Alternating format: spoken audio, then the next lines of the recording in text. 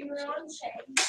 So we're right on Shay. Okay, So without, so you have two S's? yes. Well, no, actually, one. Shay, two S-H-A-Y-S. Yes. It wouldn't be a apostrophe, just a apostrophe. Oh, in the book there's apostrophe.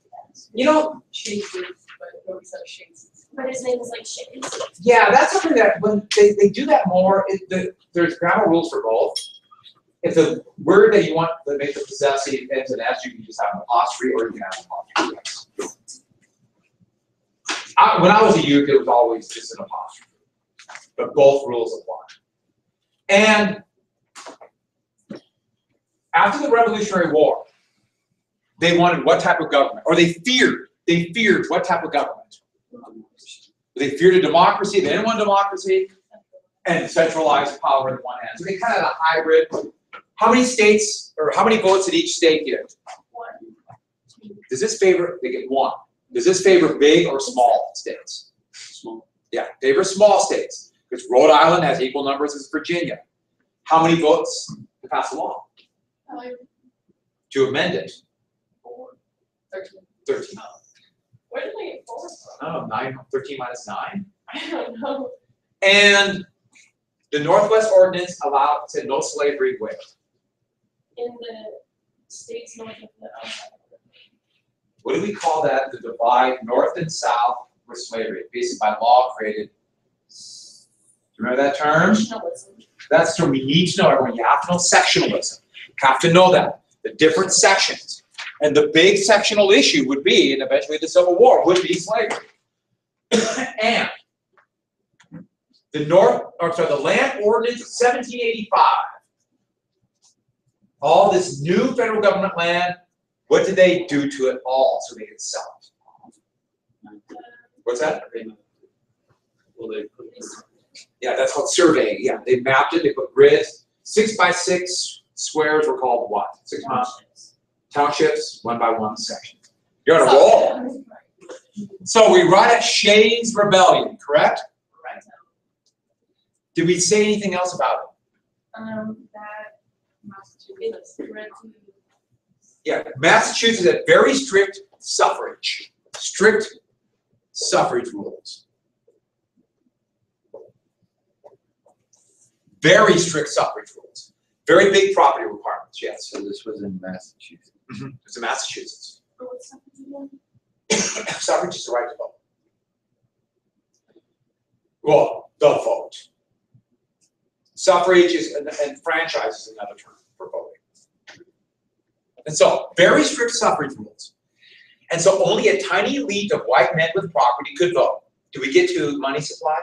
Very little currency. Yeah, very little currency creating deflation. And that was the goal. Deflation. In fact, deflation and strict suffrage go hand in hand. It's not a coincidence. If you have very few voters in, the interest of them, they think it is. It doesn't necessarily work this way, but it's just a belief. They want deflation. The elite, those with money, want this.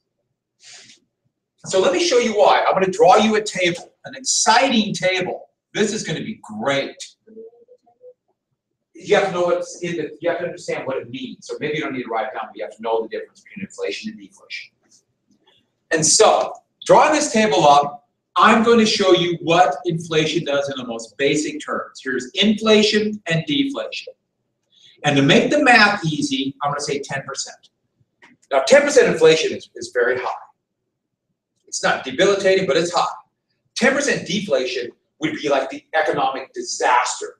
Depression, we'd all be living in cardboard boxes by the river. Why by the river? We had no choice.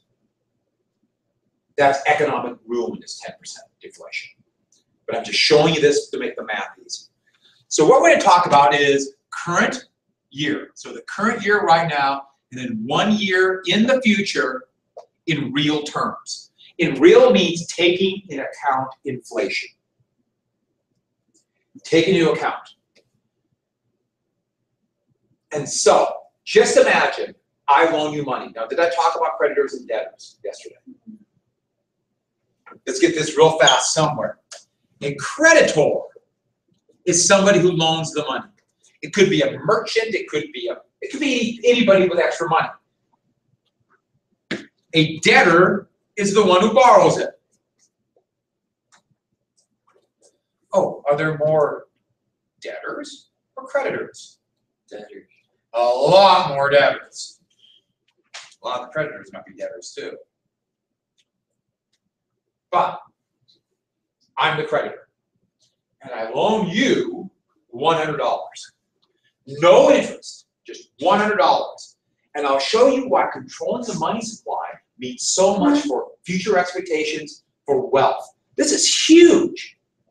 So, $100. In the current year, there's been no inflation, so it's $100.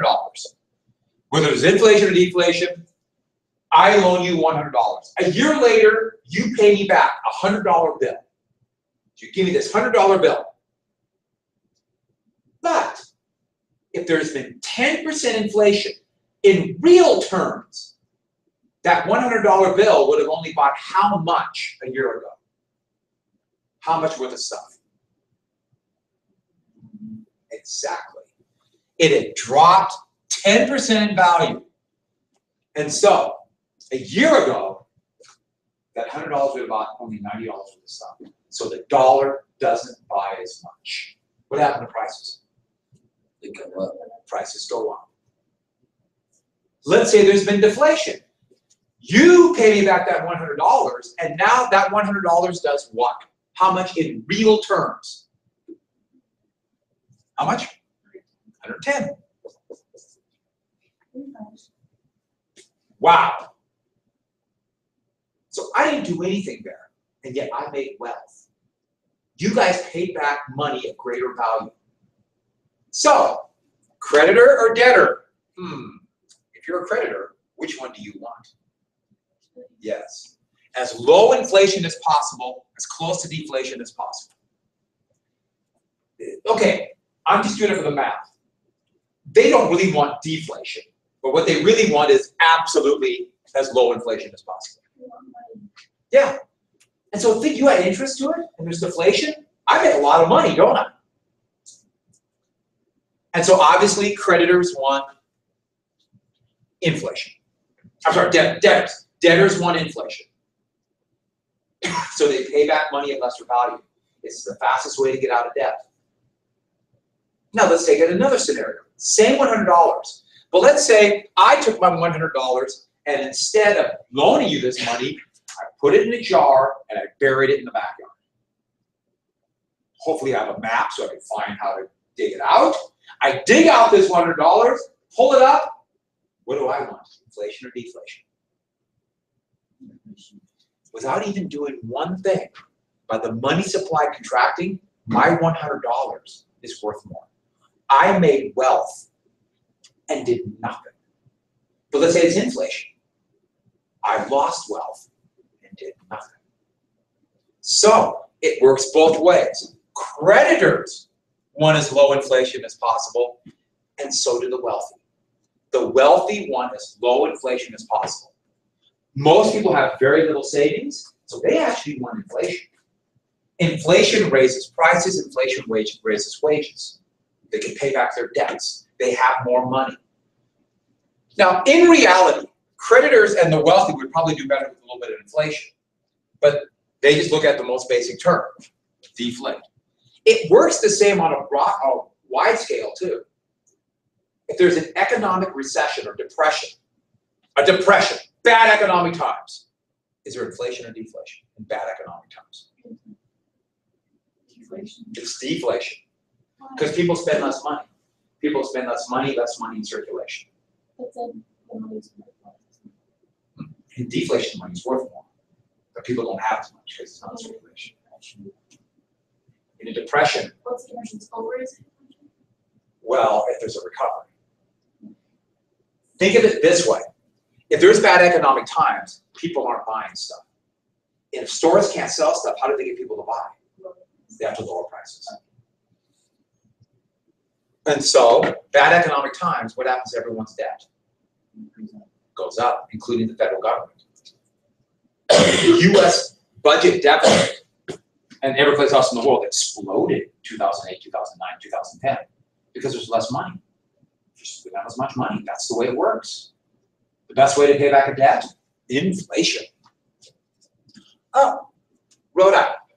I know all of you are thinking, what about Rhode Island? Good question. Everything comes back to Rhode Island. A neighboring state, very similar, but Rhode Island printed money. Rhode Island wanted inflation. So Rhode Island printed money as quickly as possible, so they inflated their currency, meaning they're helping debtors. So, two different states right next to each other. Let's get back to the scrawled word suffrage. What can you guess? I'm not telling you, but what can you guess about the suffrage rules, the voting rules in Rhode Island because there's inflation? What can you guess? Yeah, virtually no property requirements. Almost all white men could vote. Almost all white men. And since most people are debtors, they wanted more money. So, here's the big thing. This is the takeaway from this before we ever get to Shays Rebellion in the U.S. Constitution. And this is something you have to know because it is truism. It is the way life works. Nothing happens by accident. We do not live in a vacuum.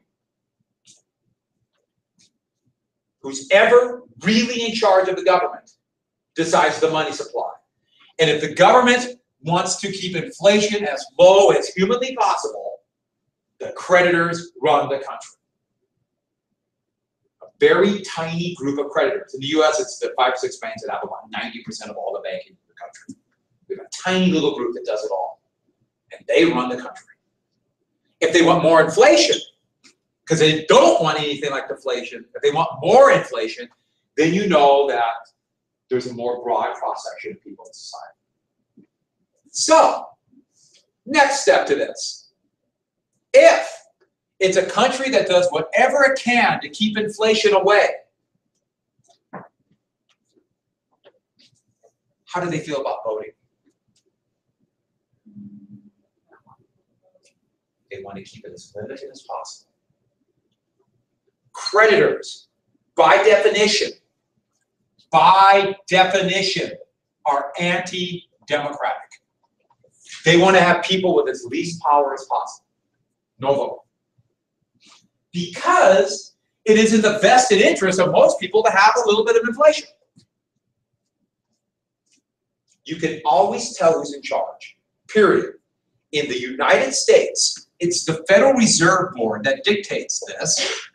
But, you know, this is picked by the president. They choose certain type of people. Congress has oversight. And they've set a target for 2% inflation today. That's today. That is super low. Super low. Anybody know what the inflation rate is today, though? Well, the Federal Reserve says we don't want inflation to get over 2%. Anybody know what the inflation rate is today? 8%. 0.5. We have almost no inflation. Prices are very stagnant. Who runs the country? Banks. Yeah, creditors run the country. How do they run it, though? What do they do? No. Interest. How do banks run the country? Interest. How do banks run the country, though? We're talking government now, politics. These are all political decisions. It doesn't happen. Things don't just happen like the sun comes up and interest is at 0.5%. This is a political choice. How do they do this? How do they get what they want? These are political decisions. Political. Partially. Political.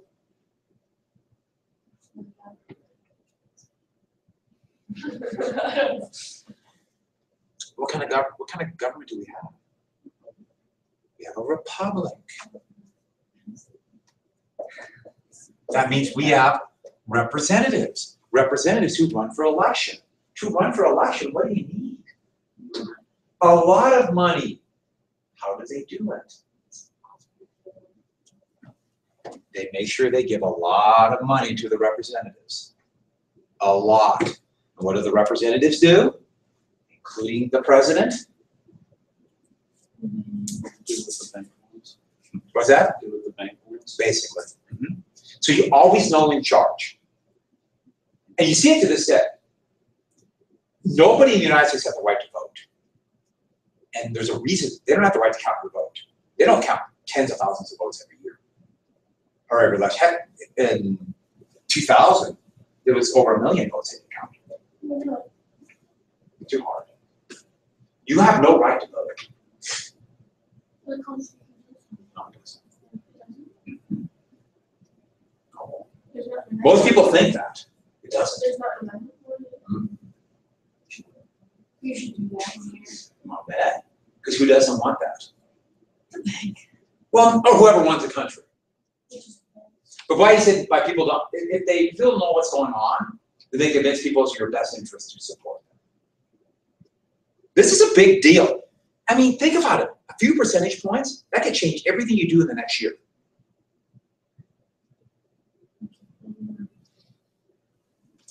Yeah, this is big. And with the money supply the way it is and no inflation and wages aren't going up, wages have dropped. The median wage in the United States has dropped $5,000 in the last 6 years. That's the median family wage. It's the middle. It's dropped.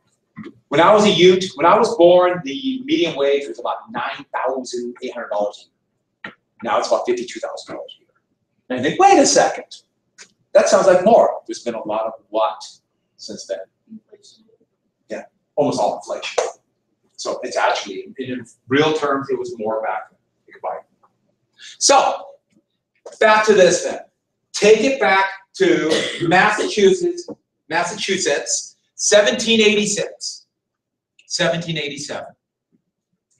Farmers are in Massachusetts, along in the Wild West of central Massachusetts. A lot of them were veterans of the Revolutionary War. As a Continental soldier, they got worthless Continental script, which is currency.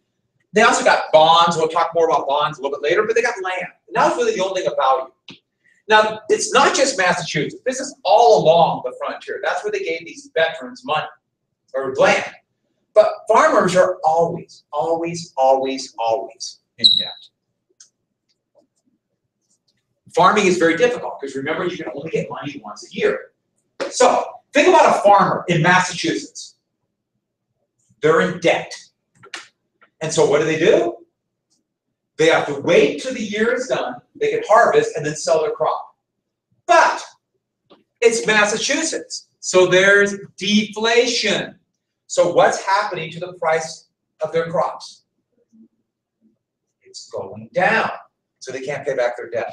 What is their only way? Their only way to get out of, or to make it to the next year, what do they have to do? Borrow more. Borrow more. And they get into a debt cycle. Because once you borrow more, it's that much harder to get out of debt. Now, what do? What if they say, wait a second, why do we have some inflation? Let's print some money, get more money circulating, and get the price of crops up. Who would they tell? They don't have the right to vote, they have nothing.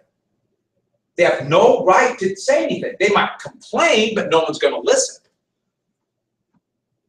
Then, the state of Massachusetts set up debtors' court.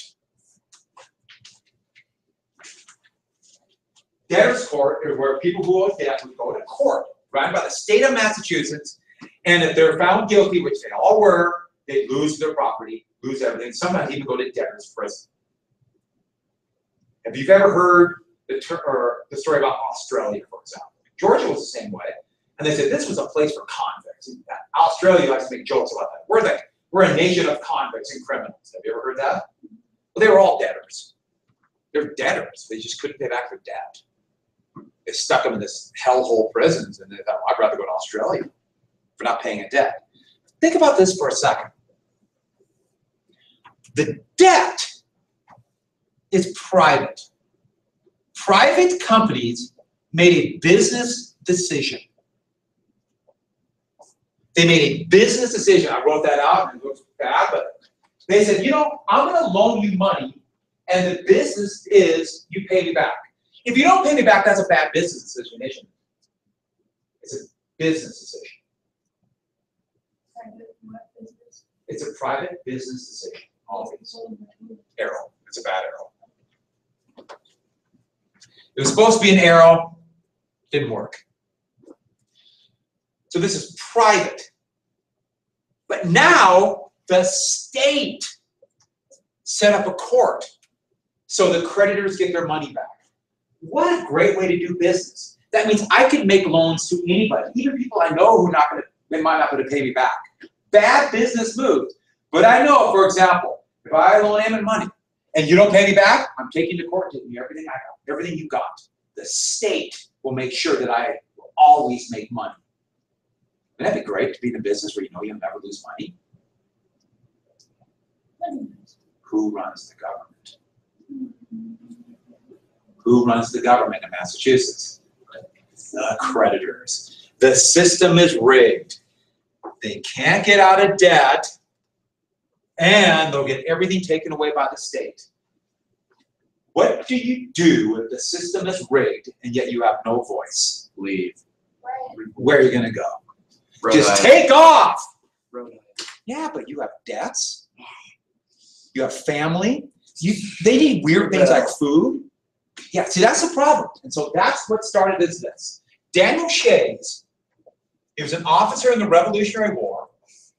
Shays, what he did was he began to organize, say, we got to shut down these debtors' courts. Let's shut them down because it's going to happen to us. It's unfair. The system is rigged. We got to get people to pay attention to us. Well, in the process of shutting it down, it got back to Boston. It's a rebellion. Well, what do? They sent in the militia. The militia was sent in. The problem was, who do you think makes up the militia? Debtors or creditors? What kind of people? And they joined Shays. Has everyone got that? The militia joined Shays. All of a sudden, this went from being a relative isolated event into a full-scale rebellion. And this is a major, this is a class. Yeah. So, who did Shay have with him? Shays went with other farmers, who are these farmers who are worried about going to debtor's prison. And what they did is basically they said, we're not going to let our neighbors lose their farms in debtor's court. So he's a debtor. Well, this is class. We've already talked about another class rebellion, haven't we? Which one? What do we call that? Synthesis. Synthesis! Yay, synthesis! This would happen again in 1877 in Pittsburgh. There was a huge railroad strike, and it was nationwide. And this was during a horrible economic depression. Pennsylvania sent out their national guard, or their militia, to put down the rebellion. The militia joined. It was soon be called the Great Upheaval. And it was kind of this massive wave of near rebellion all over the North. And the federal government decided we have to have organized state militias. They can't just be whatever the state wants because we might have rebellion. What did they create? I accidentally said it. Yeah, that's where the National Guard came from, to put down rebellions. That's why it was started. That's what the main purpose was. There are others, but that was the biggie. So, more synthesis. All right, so what happened was the merchants of Boston panicked, and they built their own militia. They paid the urban poor to attack the rural poor. They gave money to the urban poor, gave them weapons, and they were able to put down the very disorganized Shays Rebellion. Because this wasn't really like an organized rebellion, we're going to use guerrilla warfare or something like that. No, it's just, we want the right to vote. We think the system is rigged, and they're marching on Boston. 8 men would be arrested and executed for this. Shays actually survived and would spend the rest of his days in Vermont. Why not? And it was put down, but the creditors, the elite, all the way up and down the column, it's kind of like after Bacon's Rebellion. They totally panicked. What if it happens in New York, Philadelphia? What if it happens in Virginia? What happens in Charleston? What did the Confederation government do? So here we have internal insurrection in their own country. And what did the Confederation government do? Let me rephrase that. What could it do? Nothing. It had no executive, it had no army, it could do nothing. Everyone can see, everyone with a vested interest can see the writing on the wall. The government getting put down an internal insurrection. They're not, other countries aren't respecting the United States and not following the Treaty of Paris of 1783. The country is in real trouble. Now, did I mention Mount Vernon and Annapolis? I did? So they've already been talking about this. And that is when, after the Shays Rebellion ended, oh, if I talk about the Constitution and then thinking about it, you have to mention Shays. Shays Rebellion. Because without Shays, we wouldn't have the Constitution the way it was. We have too weak of a government. We need a strong government. And that is going to lead to the 1787 Constitutional Convention. Now, we call it the Constitutional Convention. It's not what it originally was. The Confederation Congress voted after Shays Rebellion to do something to strengthen the Articles. So it's going to strengthen the Articles of Confederation. It was not to change the government. Excuse me. But when they all got there and they saw what happened in Shays, more and more people begin to realize at the convention, we can't just strengthen it. They're going to have to create a new government. Therefore, a new constitution. We have to have a new government. A lot of the delegates left and made it very clear, you guys are violating the law. And so the 55 delegates who remained, 55 delegates, they met in Independence Hall, where the Declaration of Independence was written, and these 50, important thing to know about them, the vast majority were three things: plantation owners, that merchant class, and lawyers.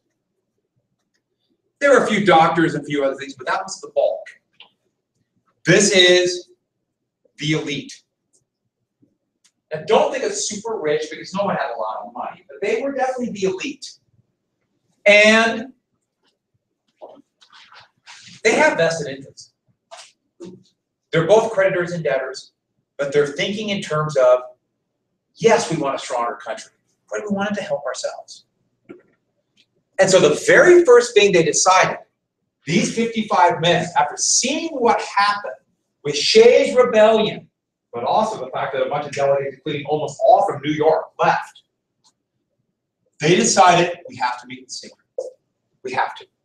Why in secret? Two big reasons. One is a good reason. One, well, a little more sinister. In secret, they can be more impartial. They were worried that special interests might come in and try to give it a change. Go with it. Now, these are all parts of a special interest. So they're doing for their own interest. But this, you can see how this is a good reason. But the other reason is, it comes right down to it, this is the real reason. Think about it. If Congress sets up a law to say we're going to have a convention to strengthen and improve the government, and then they get there and they say, you know, I don't like the government. Let's create our own new government that was probably going to help us. What do you call this? Collusion. It is collusion, but what's the crime? Oh, true, exactly. They were terrified that we're going to be called traitors because by definition, they're committing treason. Isn't it great our founding fathers for the Declaration of Independence were like smugglers and those kind of things? And then the Constitutional Convention, there were slaveholders and committing treason. What an interesting country we have. Well, they met in private. There were all kinds of rumors, but for the most part, the privacy held. And a couple things, too. Of the 55 delegates, the two most important writers of the Declaration of Independence, I mentioned this yesterday, were not there. Jefferson was in Paris. Adams was in London. And so they weren't even there. They were following it as letters would get back and forth. But remember, they're going to be a month behind. So more than anything else, they were looking at it after the fact. Well, there's other problems right away. The first thing they got together and said, we need a strong central government. There was never any doubt that the Constitution was going to be a strong central government. No, it's not going to be a monarchy. It's not going to be a dictatorship. It's not going to be a totalitarian state. But the central government's going to have great power. And if anybody comes out here and says today that the Constitution was designed to have for a weak central government, they don't know what they're talking about. Or they want the central government weaker today, so they're acting like they meant it then. They wanted a strong government because they saw the weaknesses of the articles. Next, they looked at the articles and the governments created and Shays Rebellion, and they decided all of them, basically unanimously, too much democracy. We have got to have a separation between the mob. They literally called it the mobocracy. We can't have the wretched refuse of society deciding what we do. So we have to have barriers. And it's going to be throughout this. Barriers between the people and the government. When I mean people, I mean common people. Common as in not upper class. Basically, most people. The country was never, ever, ever designed to be a democracy. That is why the people don't elect the president today.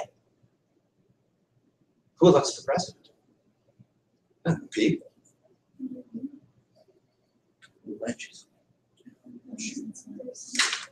Hmm?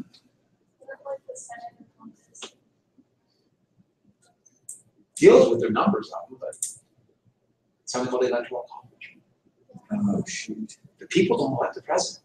Originally, senators were going to be just simply chosen by state assemblies, state legislatures. It was never designed to do anything at all like a democracy, or for that matter, a democratic republic where the people choose their representatives. There were going to be barriers.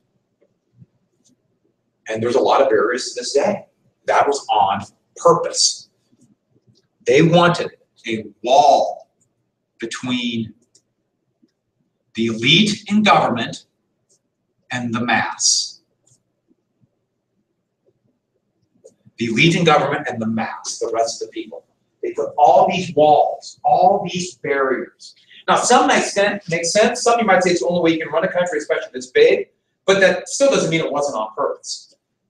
Next, what about slavery? Everybody knew slavery was going to be a real problem. So what did they decide? We'll deal with it later. And then later. And then even at the end of the convention, they made compromises and said, we'll deal with it in 20 years. Maybe it'll be gone by then. Let's hope. Let's keep our fingers crossed. And so, nah, we'll worry about that later. So we'll come back to slavery. One thing, there's no official minutes because it's secret. We don't know exactly what happened in the convention. We have an idea, but we don't know what happened. Washington was the president of the convention. Now, president just simply means he's the guy who beat the gavel and started the meetings. So don't think in terms of what the executive office. And Ben Franklin was there. Edmund Morris, Gouverneur Morris.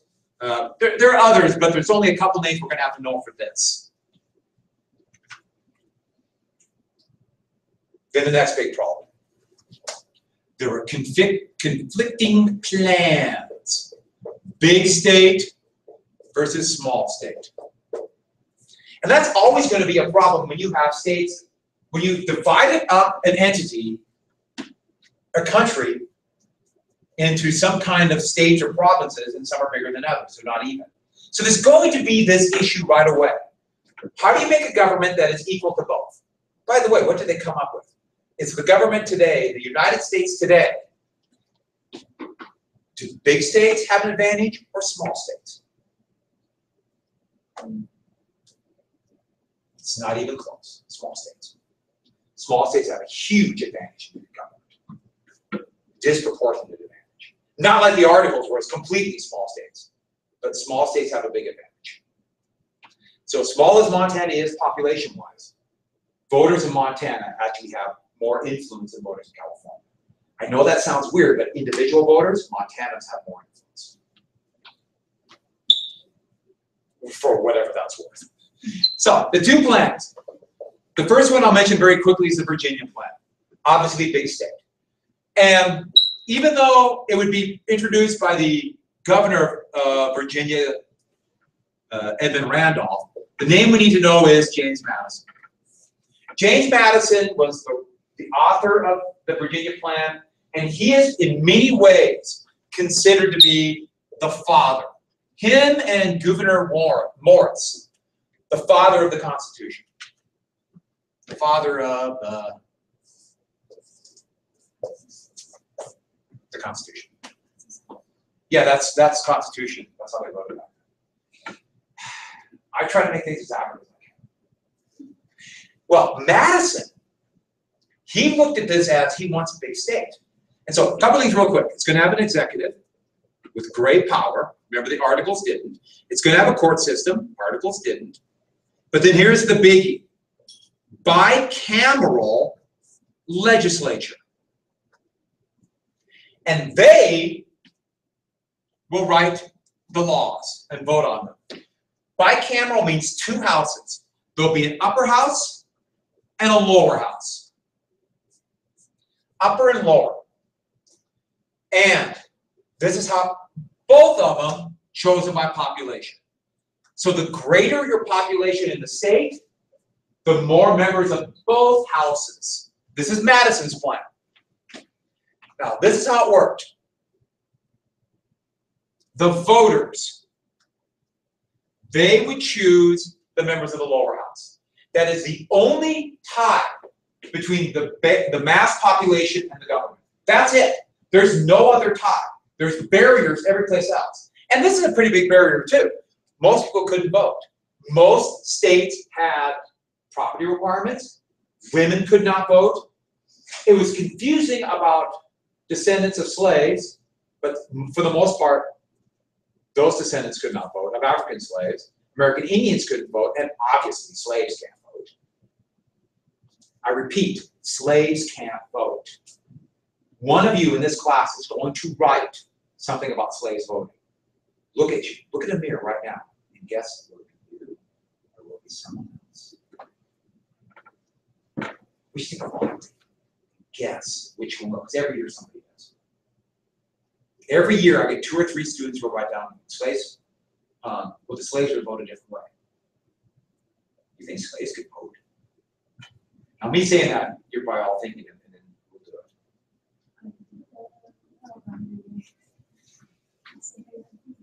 Let me finish this real quick then. The lower house, yeah, I'm looking right at you, Zach. They vote for the upper house. See the barriers?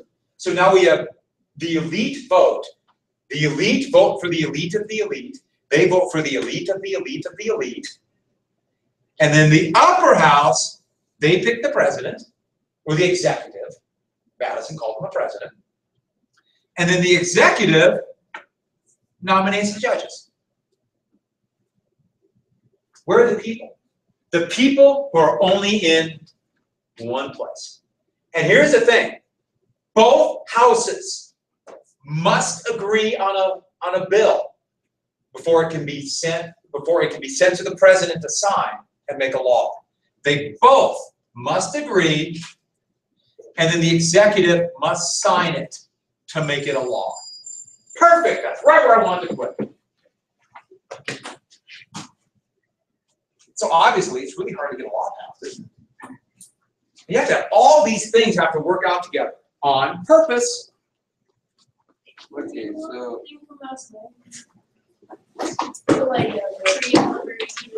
what do I have? Makeup.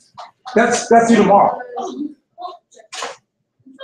today. No, I said Wednesday. So, well, I did it. Well, if you got it done, not a big deal. You, We're gone tomorrow. No. you give it to me today or Thursday. You put everything away, you're gonna remember this?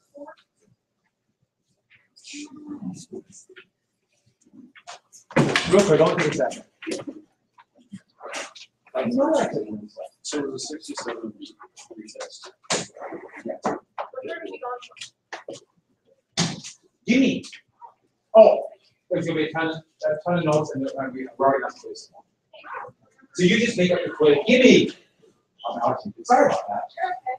You're okay. Oh, all I want to tell you. I really just want to take this. I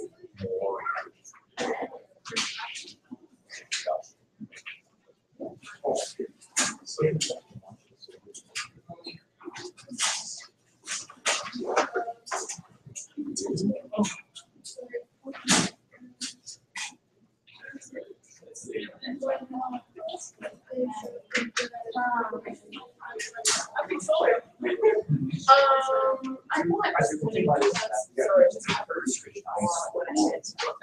this is Sorry.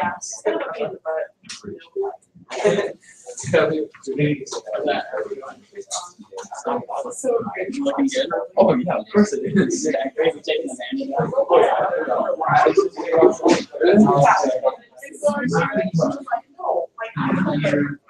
Is that real? What's this say?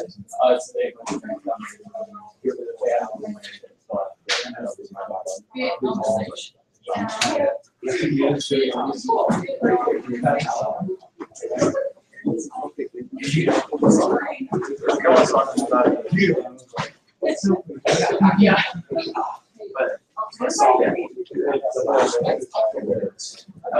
Oh, yeah. Yeah. And I get to take it. I couldn't be right from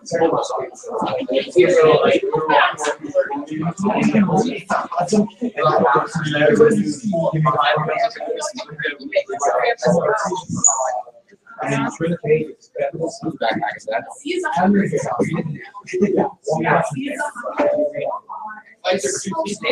All this, those three. It's like Don't feel better. Sorry about that. Yeah.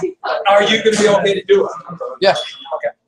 I've read it like 3 times. So you're just, are you mostly just groggy now? I'm not gonna read it. And these fluorescent lights are horrible.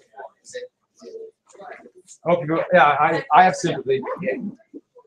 Now I remember when I lost a week, so. I think Did you I understand. that area? My interview person, Have you ever had someone his take wife emailed me today and said like he might not be able to but he might be able to, so I don't know yet. And I'm like, okay, well that's not Well, let's see if it's gonna call you, and if it doesn't work out tonight or tomorrow, okay. I'll just remind me, I I'll know give you some another. stuff about him, but not.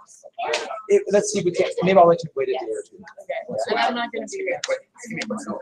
I have a bio. Okay, so here's my platoon stuff. Were you able to finish it? Yeah. It is a good movie.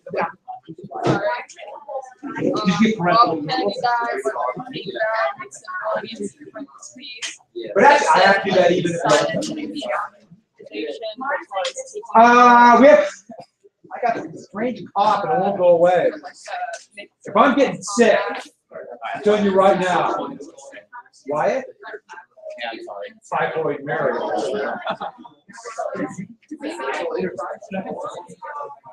It's quiz day in the valley for your dining and or dancing entertainment. I'm only one.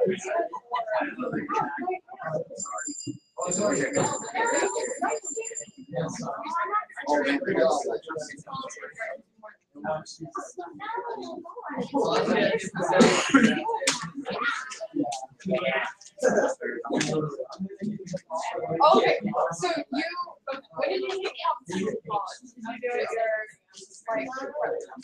sophomore year? What's that? In college, did you take out your sophomore Yeah, sophomore year. How old are you turning sophomore? Yeah, but sophomore year, I could have been a non-traditional student and went back on my 50s.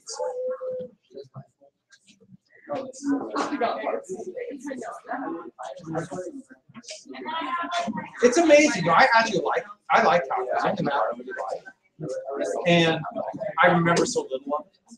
If you don't do it, it's all Newton. You can't tell me Newton was not on something. I'm guessing moldy rye bread. Yeah. He was seeing all kinds of stuff, apples and stars. I think Jackson won. Half sheet of paper.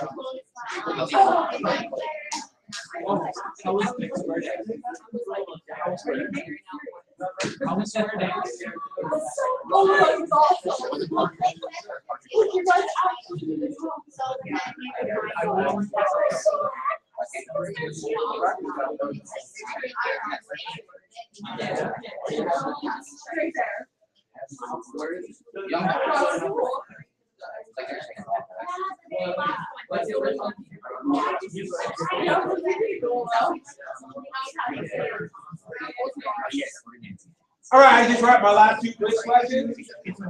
After writing the quiz, I've noticed one very important thing. Why do we have a phone out there, Calypso? Broncos. Seattle. 0-2.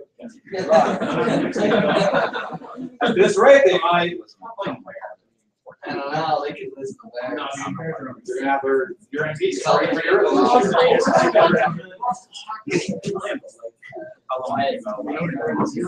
All right, here we go. Number one. Oh, I gotta remind you, I'm just telling you, after writing the quiz, I did really well on it. So that's something for all of you to take an example. I'm leading you on the video. Everything else off and under the desk, go. You can have the piece of paper. You can have something to write with. Did you threaten to punch John?